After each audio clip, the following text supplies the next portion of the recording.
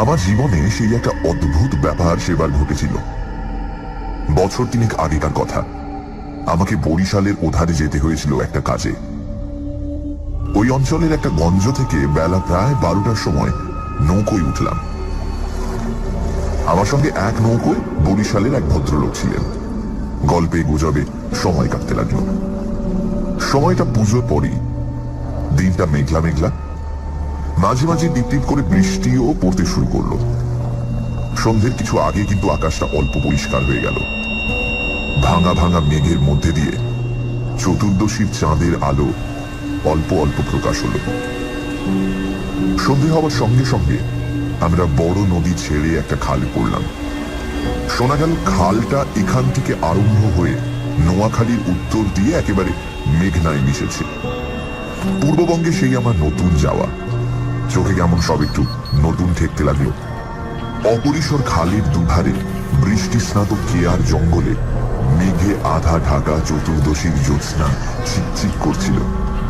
মাঝে মাঝে নদীর ধারে বড় বড় মাঠ, সতী, বেত, ফার্ন গাছের বন জায়গায় জায়গায় খালের জলে ঝুঁকে পড়েছে। বাইরে একটু ঠান্ডা থাকলেও আমি ছইয়ের বাইরে বসে দেখতে দেখতে যাচ্ছিলাম। বরিশালের সে অংশটা সুন্দরবনের কাছাকাছি। ছোট ছোট খাল ও নদী চারিধারে। সমুদ্র খুব দূরে নয়, 10-15 মাইল দক্ষিণ পশ্চিমেই হাতিয়া ও সন্দ্বীপ। আরো একটু রাত হলো। খালের দুপারে নির্জন জঙ্গল অস্ফুট জ্যোৎস্নায় কেমন যেন অদ্ভুত দেখাতে লাগলো। এই অংশের লোকের বসতি একেবারেই নেই, শুধু ঘন বন আর জঙ্গলের ধারে বড় বড় হোগলা গাছ। আমার সঙ্গী বললেন, এত রাত্রে আর বাইরে থাকবেন না, আসুন ছইয়ের মধ্যে, এসব জঙ্গলে, বুঝলেন না। তারপর তিনি সুন্দরবনের নানা গল্প করতে লাগলেন। তাঁর এক কাকা নাকি ফরেস্ট ডিপার্টমেন্টে কাজ করতেন। তাঁরই লঞ্চে করে তিনি একবার সুন্দরবনের নানা অংশে বেরিয়েছিলেন। সেই সব গল্প। রাত প্রায় 12টার কাছাকাছি হলো। মাঝি আমাদের নৌকোয় ছিল মোটে একটি। সে বলে উঠল, বাবু, একটু এগিয়ে গিয়ে বড় নদী পড়বে। এত রাতে একা সেই নদীতে পাড়ি জমাতে পারবো না, এইখানে নৌকো রাখি। নৌকো সেখানেই বাঁধা হলো। এদিকে বড় বড় গাছের আড়ালে চাঁদ অস্ত গেল।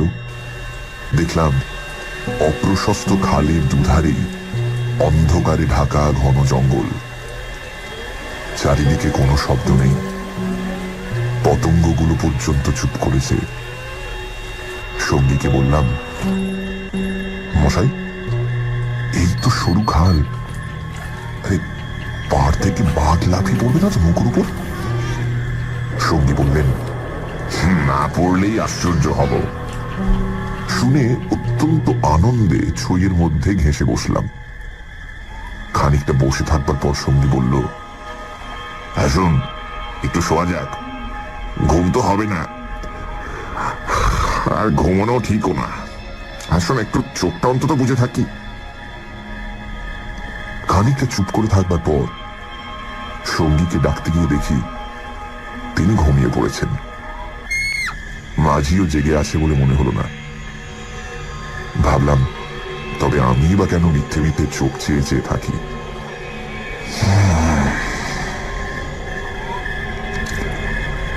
তারপর যা ঘটল সেটি আমার জীবনের এক অদ্ভুত অভিজ্ঞতা। শুতে যাচ্ছি, হঠাৎ আমার কানে গেল অন্ধকার ঘন ঝোপের ওপাশে অনেক দূরে গভীর জঙ্গলের মধ্যে কে যেন কোথায় গ্রামোফোন বাজাচ্ছে। তাড়াতাড়ি উঠে বসলাম। গ্রামোফোন? এই বনে এত রাতে গ্রামোফোন বাজাবে কে? কান পেতে শুনলাম, গ্রামোফোন না, অন্ধকার হিজল হিমতাল গাছগুলো যেখানে খুব ঘন হয়ে আছে সেখান থেকে কারা যেন উচ্চ কণ্ঠে আর্ত করুণ সুরে কি যেন বলছে। খানিকটা শুনে মনে হলো সেটা একাধিক লোকের সমবেত কণ্ঠস্বর। প্রতিবেশীর তেতলার ছাদে গ্রামোফোন বাজলে যেমন খানিকটা স্পষ্ট খানিকটা অস্পষ্ট, অথচ বেশ একটা একটানা সুরের ঢেউ এসে কানে পৌঁছয়, এও অনেকটা সেইভাবে। মনে হলো যেন কতগুলো অস্পষ্ট বাংলা ভাষার শব্দও কানে গেল, কিন্তু ধরতে পারা গেল না কথাগুলো কি। শব্দটা মাত্র মিনিট খানিক স্থায়ী হলো, তারপরই অন্ধকার বনভূমি যেমন নিস্তব্ধ ছিল, আবার তেমনি নিস্তব্ধ হয়ে গেল। তাড়াতাড়ি ছইয়ের বাইরে এলাম। চারিপাশের অন্ধকার ঝিঙের বিচির মতন কালো, বনভূমি নীরব, শুধু নৌকোর তলায় ভাটার জল কলকল করে বাঁধছে, আর শেষ রাতের বাতাসে জলের ধারে কেয়া ঝোপে এক ধরনের অস্পষ্ট শব্দ হচ্ছে। পার থেকে দূরে হিজল গাছে কালো গুঁড়িগুলোর অন্ধকারে এক অদ্ভুত চেহারা হয়েছে। ভাবলাম সঙ্গীতে ডেকে তুলি, আবার ভাবলাম বেচারিটা ঘুমোচ্ছে, ডেকে কি হবে, তার চেয়ে বরং নিজে জেগে বসে থাকি। দাঁড়িয়ে দাঁড়িয়ে একটা সিগারেট ধরালাম, তারপর আবার চইয়ের মধ্যে ঢুকতে যাব এমন সময় সেই অন্ধকারে ঢাকা বিশাল বনভূমির কোন অংশ থেকে সুস্পষ্ট উচ্চ আর্ত করুণ কণ্ঠের মতো তীক্ষ্ণ স্বর তীরের মতন জমাট অন্ধকারের বুক চিরে আকাশে উঠল। তোমরা কারা যাচ্ছ? আমরা শ্বাস বন্ধ হয়ে পড়লাম, আমাদের নৌকোর মাঝিটা ধর্মড় করে জেগে উঠল। আমি সঙ্গীকে ডাকলাম, মশাই, মশাই উঠুন উঠুন, আরে উঠুন। মাঝি আমার কাছে ঘেঁষে এলো, ভয় তার গলার স্বর কাঁপছিল। বললে, আল্লাহ আল্লাহ, শুনতে পেয়েছেন বাবু? শুনতে পেয়েছেন আপনি? সঙ্গী উঠে জিজ্ঞাসা করলো, কি মশাই, ডাকলেন কেন? কোন জানোয়ার টানোয়ার নাকি? আমি ব্যাপারটা বললাম। তিনিও তাড়াতাড়ি ছইয়ে বাইরে এলেন। তিনজনে মিলে কান খাড়া করে রইল। চারিদিক আবার চুপ। ভাটার জল নৌকোর তলায় বেঁধে আগের চেয়েও জোরে শব্দ হচ্ছিল। সঙ্গী মাঝিকে জিজ্ঞেস করলেন, এটা কি তবে? মাঝি বললে, হ্যাঁ বাবু, মায়ের কীর্তি পাশার গড়। সঙ্গী বললে, তবে তুই এত রাতে এখানে নৌকো আসলি কেন? বেকুব কোথাকার। মাঝি বললে, 380 বলি রেখেছিল বাবু, হঠাৎ টানে নৌকো পিছিয়ে দেওয়া তো জোর ছিল না। কথাবার্তার ধরন শুনে সঙ্গীকে বললাম, কি মশাই, কি ব্যাপার, আপনি কিছু জানেন নাকি? ভয় যত না হোক, বিস্ময়ে আমরা কেমন হয়ে গিয়েছিলাম। সঙ্গী বললেন, ওরে তোর সেই কেরোসিনের ডিবেটা জাল, আরে আলো জেলে বসে থাকা যাক, রাত তো এখনো ঢের। মাঝিকে বললাম, তুই শব্দটা শুনতে পেয়েছিলি? সে বলল, হ্যাঁ বাবু, এই আওয়াজ কানে গিয়েই তো আমার ঘুম ভেঙে গেল। আমি আরো দুবার নৌকো বেশ যেতে যেতে ও ডাক শুনেছি। সঙ্গী বললেন, এটা এই অঞ্চলের একটা অদ্ভুত ঘটনা। তবে এই জায়গাটা সুন্দরবনের সীমানায় বলে আর এই অঞ্চলে কোনো লোকালয় নেই বলে শুধু নৌকোর মাঝিদের কাছে এটা সুপরিচিত। এর পেছনে একটা ইতিহাস আছে, সেটা অবশ্য নৌকোর মাঝিদের পরিচিত নয়। সেইটা আপনাকে বলি, শুনুন।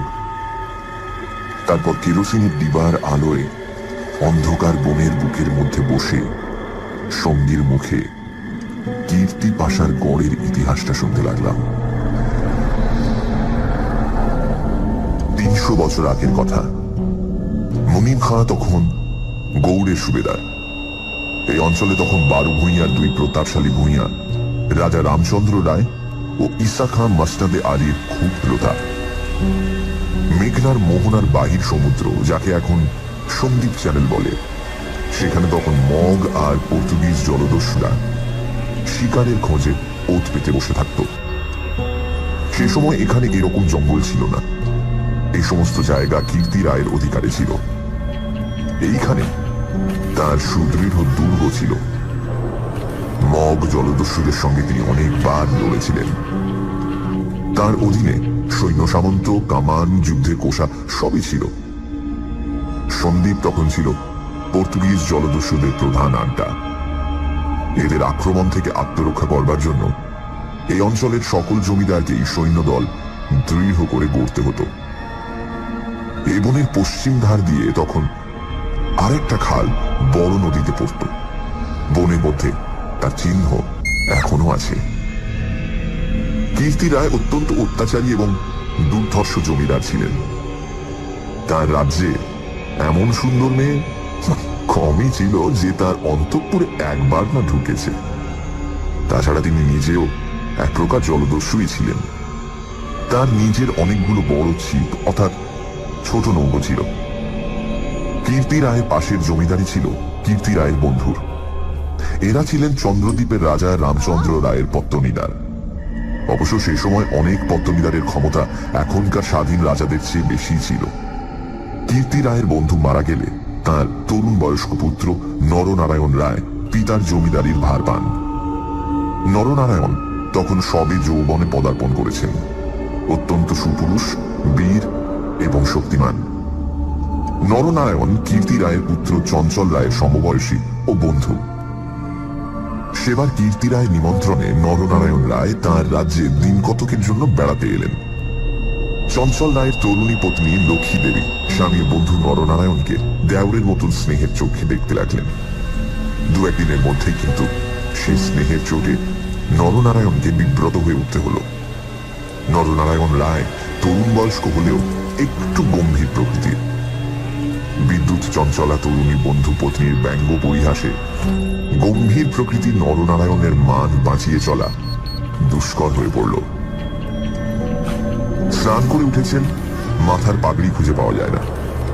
নানা জায়গায় খুঁজে হয়রান হয়ে তার আশা ছেড়ে দিয়ে বসে আছেন। হঠাৎ কখন নিজের বালিশ তুলতে গিয়ে দেখেন তার নিচেই পাগড়ি চাপা আছে, যদিও এর আগেও তিনি বালিশের নিচেই খুঁজেছেন। তার প্রিয় তলোয়ারটা দুপুর থেকে বিকেলের মধ্যে 5 বার হারিয়ে গেল, আবার 5 বারই সম্পূর্ণ অপ্রত্যাশিত জায়গা থেকে খুঁজে পাওয়া গেল। পানে এমন সব জিনিসের সমাবেশ হতে লাগলো যা কোনো কালেই পানের উপকরণ নয়। বন্ধু পত্নীর সঙ্গে কিছুতেই এঁটে উঠতে না পেরে অত্যাচার জর্জরিত নরনারায়ণ রায় ঠিক করলেন তার বন্ধুর স্ত্রীটি একটু ছিটগ্রস্ত।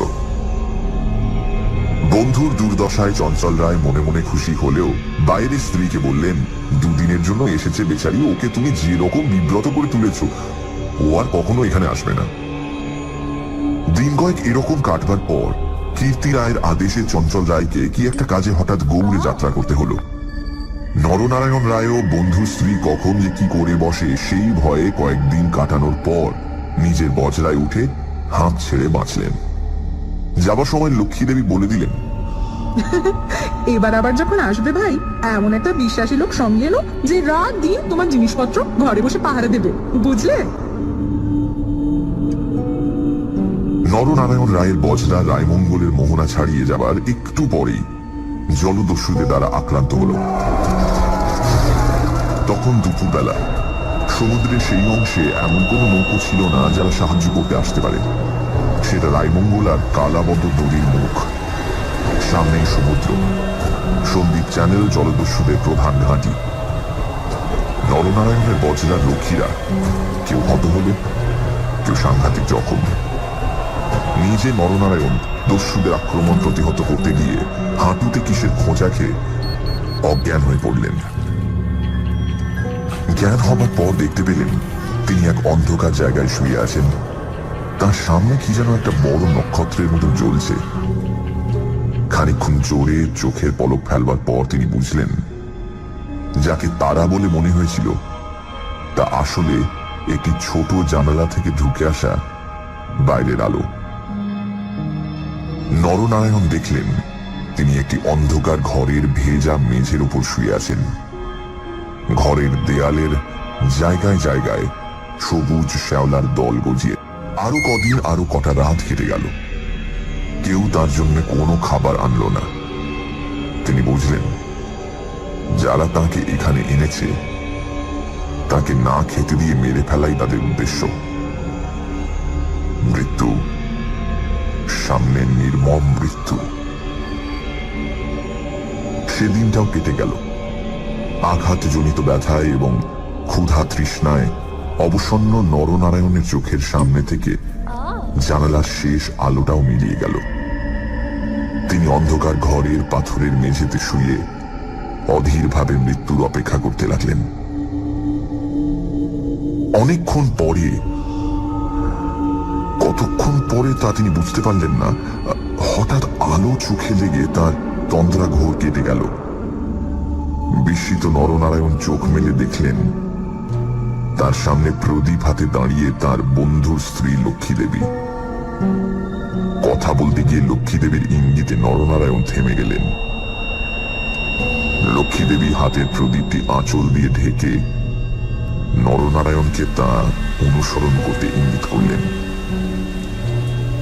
একবার নরনারায়ণের সন্দেহ হলো এসব স্বপ্ন হয়তো, কিন্তু ওই যে দীপশিখার উজ্জ্বল আলোয় ভিজে দেয়ালে সবুজ শ্যাওলার দল স্পষ্ট দেখা যাচ্ছে। নরনারায়ণ শক্তিমান যুবক, ক্ষুধায় দুর্বল হয়ে পড়লেও নিশ্চিত মৃত্যুর গ্রাস থেকে বাঁচবার উৎসাহে তিনি দ্রুত পায়ে বন্ধু পত্নীর পেছন পেছন চললেন। একটা বাঁকা পাথরের সিঁড়ি দিয়ে উপরে উঠে একটি দীর্ঘ সুড়ঙ্গ পার হবার পর তিনি দেখলেন যে তারা কীর্তি রায়ের প্রাসাদের সামনের খাল ধারে এসে পৌঁছেছেন।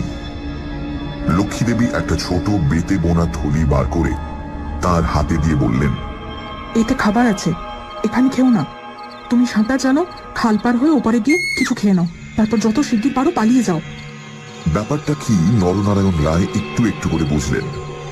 তার বিস্তৃত জমিদারি কীর্তি রায়ের জমিদারির পাশে, এবং তার অবর্তমানে কীর্তি রায় ভবিষ্যৎ জমিদার।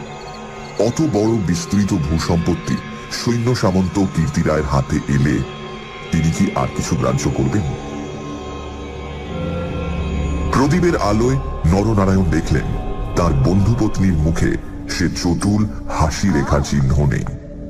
তার মুখখানি সহানুভূতিতে ভরা মাতৃমুখের মতন স্নেহ কোমল হয়ে এসেছে। তাদের চারপাশে গাঢ় অন্ধকার, মাথার উপর আকাশের বুক চিরে দিগন্ত বিস্তৃত উজ্জ্বল ছায়াপথ। কাছেই খালের জল জোর ভাটার টানে তীরের হোগলা গাছ দুলিয়ে কলকল শব্দে বড় নদীর দিকে ছুটেছে। নরনারায়ণ আবেগপূর্ণ সুরে জিজ্ঞাসা করলেন, বউ ঠাকুর, চঞ্চলও কি এর মধ্যে আছে? লক্ষ্মী দেবী বললেন, না ভাই, তিনি কিছু জানেন না। এই সব শ্বশুর ঠাকুরের কীর্তি, এই জন্যই তাকে অন্য জায়গায় পাঠিয়েছেন। এখন আমার মনে হচ্ছে বউটাও সব মিথ্যে। নরনারায়ণ দেখলেন লজ্জায় দুঃখে তার বন্ধু পত্নীর মুখ বিবর্ণ হয়ে উঠেছে। লক্ষ্মী দেবী আবার বললেন, আমি আজ জানতে পারি কীর্তিগড়ের পাইক সর্দার আমার মা বলে, তাকে দিয়ে দুপুরাতে পাহারা সব সরিয়ে রেখে দিয়েছিলাম। তাই নরনারায়ণ বললেন, বউ ঠাকুর, আমার এক বোন ছেলেবেলায় মারা গিয়েছিল, তুমি আমার সেই বোন, আজ আবার ফিরে এলে। লক্ষ্মী দেবীর পদ্মের মতো মুখখানি চোখের জলে ভেসে গেল। একটু ইতস্তত করে বললেন, ভাই, বলতে সাহস পাই না, তবু একটা কথা বলছি, বোন বলে যদি রাখো। নরনারায়ণ জিজ্ঞাসা করলেন, কি কথা বউ ঠাকুর? লক্ষ্মী দেবী বললেন, তুমি আমার কাছে বলে যাও ভাই যে শ্বশুর ঠাকুরের কোনো অনিষ্ট চিন্তা তুমি করবে না। নরনারায়ণ রায় একটুখানি কি যেন ভাবলেন, তারপর বললেন, তুমি আমার প্রাণ দিলে বউ ঠাকুর, তোমার কাছে বলে যাচ্ছি, তুমি বেঁচে থাকতে আমি তোমার শ্বশুরের কোনো অনিষ্ট চিন্তা করব না। বিদায় নিতে গিয়ে নরনারায়ণ একবার জিজ্ঞাসা করলেন, বউ ঠাকুর, তুমি ফিরে যেতে পারবে তো? লক্ষ্মী দেবী বললেন, আমি ঠিক যাব, তুমি কিন্তু যত দূর পারো সাঁতরে গিয়ে তারপর ডাঙে উঠে চলে যাও। নরনারায়ণ রায় সেই ঘন কৃষ্ণ অন্ধকারের মধ্যে নিঃশব্দে খালের জলে পড়ে মিলিয়ে গেলেন। লক্ষ্মীদেবীর প্রদীপটা অনেকক্ষণ বাতাসে নিভে গিয়েছিল। তিনি অন্ধকারের মধ্যে দিয়ে শ্বশুরের গড়ের দিকে ফিরলেন। একটু দূরে গিয়েই তিনি দেখতে পেলেন পাশের ছোট খালটায় দুখানা ছিপ মশালের আলোয় সজ্জিত হচ্ছে। ভয়ে তার বুকের রক্ত জমে গেল। সর্বনাশ, এরা এরা কি তবে জানতে পেরেছে? দ্রুত পায়ে অগ্রসর হয়ে গুপ্ত সুড়ঙ্গের মুখে এসে তিনি দেখলেন সুড়ঙ্গের পথ খোলাই আছে। তিনি তাড়াতাড়ি সুড়ঙ্গের মধ্যে ঢুকে পড়লেন। কীর্তি রায় বুঝতেন নিজের হাতের আঙুলও যদি বিষাক্ত হয়ে ওঠে তো তাকে কেটে ফেলাই সমস্ত শরীরের পক্ষে মঙ্গল। পরদিন আবার দিনের আলো ফুটে উঠল, কিন্তু লক্ষ্মী দেবীকে আর কোনোদিন কেউ দেখেনি। রাতের হিংস্র অন্ধকার তাকে গ্রাস করে ফেলেছিল। নরনারায়ণ রায় নিজের রাজধানীতে বসে সব শুনলেন। গুপ্ত সুড়ঙ্গের দুধারের মুখ বন্ধ করে কীর্তি রায় তার পুত্রবধূর শ্বাসরোধ করে তাকে হত্যা করেছেন। শুনে তিনি চুপ করে রইলেন। এর কিছুদিন পরে তার কানে গেল বাসুন তার লক্ষণ রায়ের মেয়ের সঙ্গে খুব তাড়াতাড়ি চঞ্চলের বিয়ে।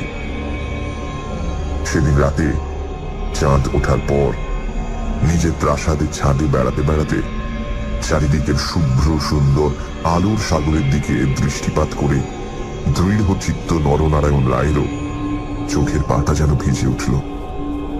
তার মনে হলো তার অভাগিনী বউ ঠাকুরানীর চোখের দুষ্টু হাসিটি তারায় তারায় নবমল্লিকার মতো ফুটে উঠেছে। নরনারায়ণ রায়ের পূর্বপুরুষেরা ছিলেন দুর্ধর্ষ দস্যু। হঠাৎ পূর্বপুরুষের সেই বর্বর রক্ত নরনারায়ণের ধমনীতে নেচে উঠল। তিনি মনে মনে বললেন, আমার অপমান আমি একরকম ভুলেছিলাম বউ ঠাকুরন, কিন্তু তোমার অপমান আমি সহ্য করব না কখনোই।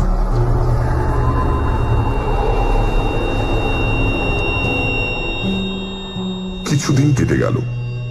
তারপর একদিন এক শীতের ভোর রাতের কুয়াশা কেটে যাওয়ার সঙ্গে সঙ্গে দেখা গেল কীর্তি রায়ের গড়ের খালের মুখ ছিপে সুরূপে জাহাজে ভরে গিয়েছে।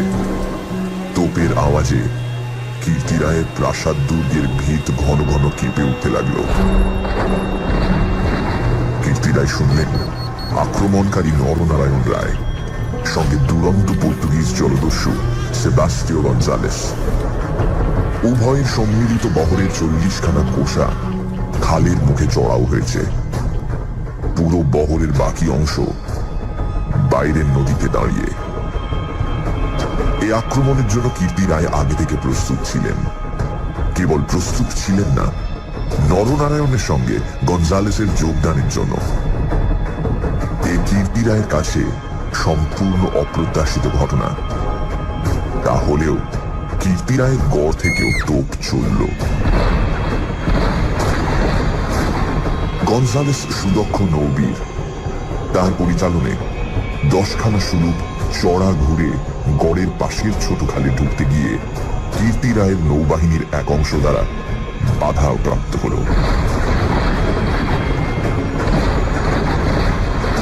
গড়ের কামান সেদিকে এত প্রখর যে খালের মুখে দাঁড়িয়ে থাকলে বহর মারা পড়ে। গঞ্জালেস 2খানা কামানবাহী সুরূপ ছোট খালের মুখে রেখে বাকিগুলো সেখান থেকে ঘুরিয়ে এনে চড়ার পিছনে দাঁড় করালো। গঞ্জালেসের অধীনস্থ অন্যতম জলদস্যু মাইকেল রোজারিও ডি ভেগা এই ছোট বহর খালের মধ্যে ঢুকিয়ে গড়ের পশ্চিম দিক আক্রমণ করবার জন্য তৈরি হলো। অতর্কিত আক্রমণে কীর্তি রায়ের নৌবাহিনী শত্রু বহর দ্বারা ছিপিয়াঁটা বোতলের মতন খালের মধ্যেই আটকে গেল। বাইরের বড় নদীতে গিয়ে যুদ্ধ দেবার মতন ক্ষমতা তাদের আদৌ রইল না। তবুও তাদের বিক্রমে রোজারিও অনেকক্ষণ পর্যন্ত কিছু করে উঠতে পারলেন না। কীর্তি রায়ের নৌবহর দুর্বল ছিল না।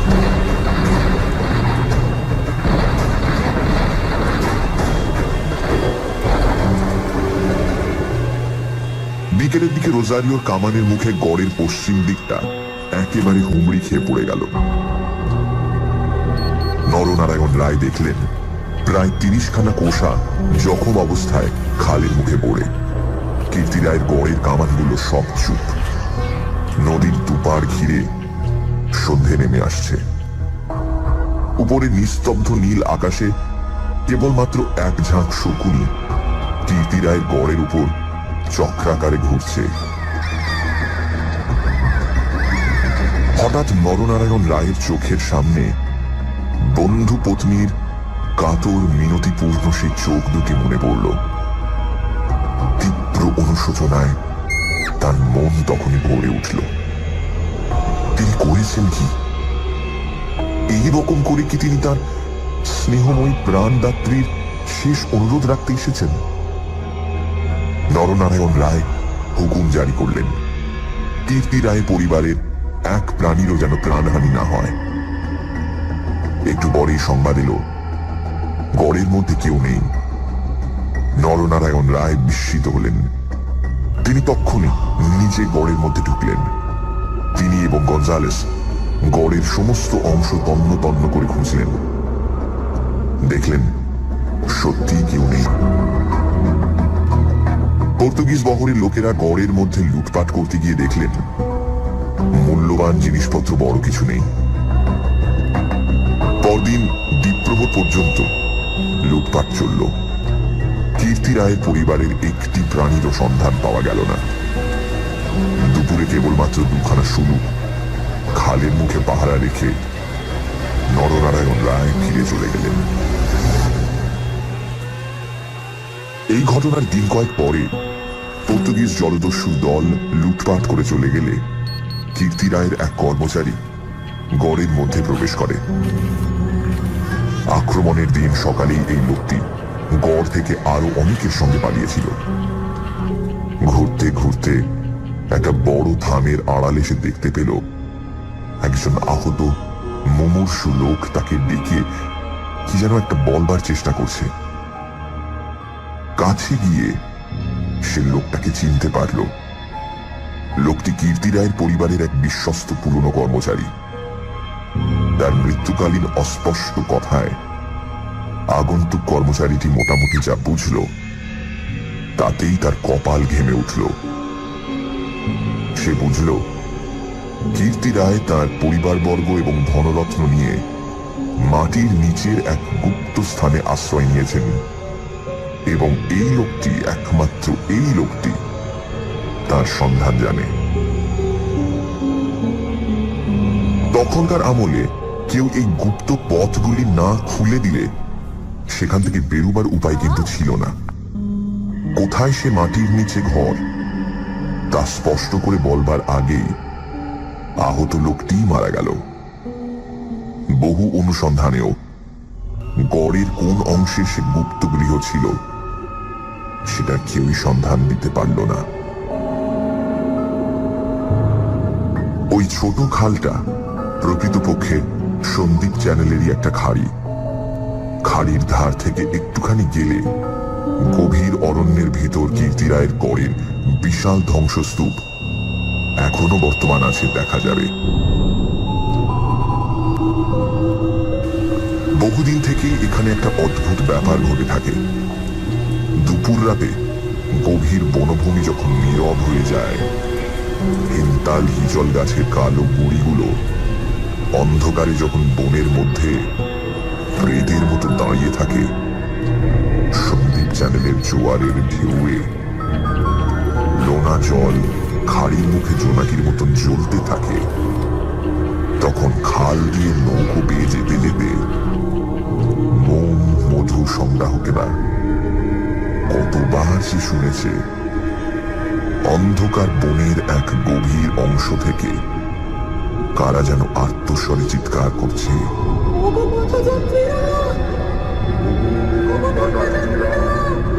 আমরা যেখানে শাসন বসে মারা গেলাম,